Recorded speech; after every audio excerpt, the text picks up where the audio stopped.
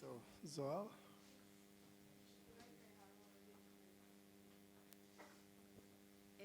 Thank you for the questions. I'll start. I think I remember all of them. Remind me if I'm missing something.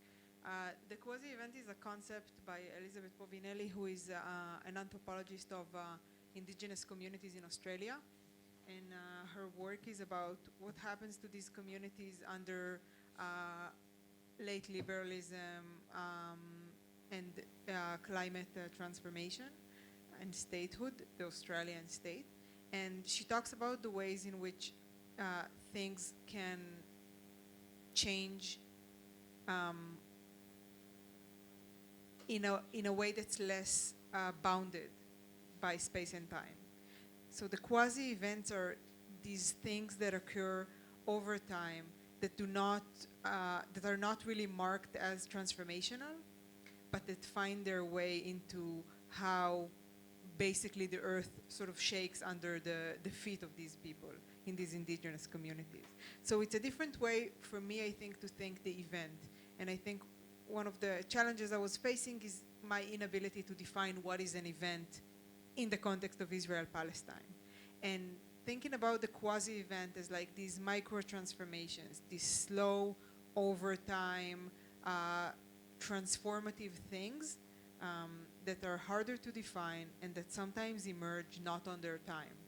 So things can be defined in retrospect or in prophecy as things that might end up being an event or being significant without being a war or a specific act of violence.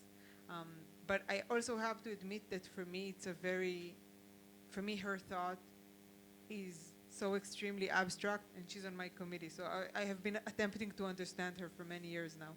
But it's so very abstract that it could be that I'm using this notion more for my own interests, maybe. Not in 100% loyalty, but like 75% loyalty. I believe I can claim that I'm like, 75% loyal to her.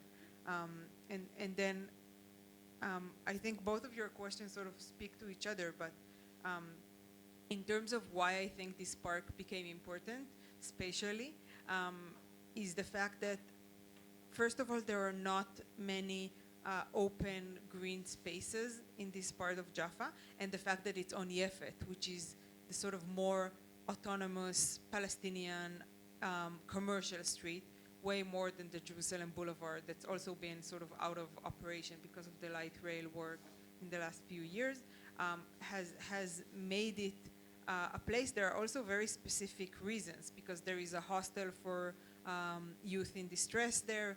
There is a center for ex-addicts nearby. There is a center for youth at risk from the Tel Aviv municipality there. So it's sort of surrounded by these different places, offices of different Palestinian NGOs, including the one that I was a part of when I was doing this work. So I think it sort of became this place that's important, and something about its speciality also works, because it's not entirely disciplined.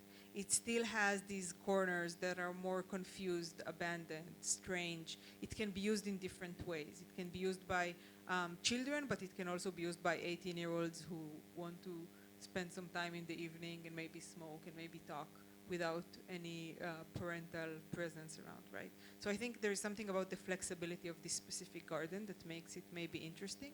And I have to say also, in reply to your question, Ido, that unlike the impression that this might have created, I barely talk about activism in my work. Most of it is, if anything, it's right-wing Jewish activism, right? It's Third Temple activism and not this kind of leftist activism. It's a very rare and strange moment that that I feel like I'm not entirely conveniently claiming. I feel strange talking about this moment within the outline of the dissertation, because it's really more a project of an anthropology of power. And that also answers the fact that I'm not trying to interpret this moment through Palestinian eyes or in the Palestinian street or for the Palestinian public. Most of the time, what I look at is how power operates and organizes itself by and for the Israeli state. And sometimes, I have to say, in the scope of my work, the most anti-state forces that I talk about are Third Temple activists that view the state as something that they can work with, manipulate, use for their own sake. So it's not, this is like a rare moment of, this is optimistic for my work.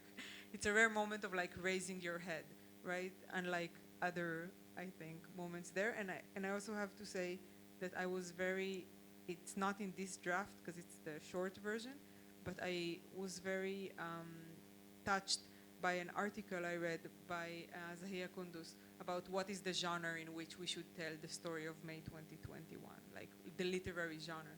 So I highly recommend anyone who's interested in that because it really influenced thinking about this. Yeah. Thank you, Zohar. And now we can go to Zoom to Namrata. But Namrata, we can't see you. Can you? Oh, yeah, now we can see you. Yeah, so thank you for the questions. The first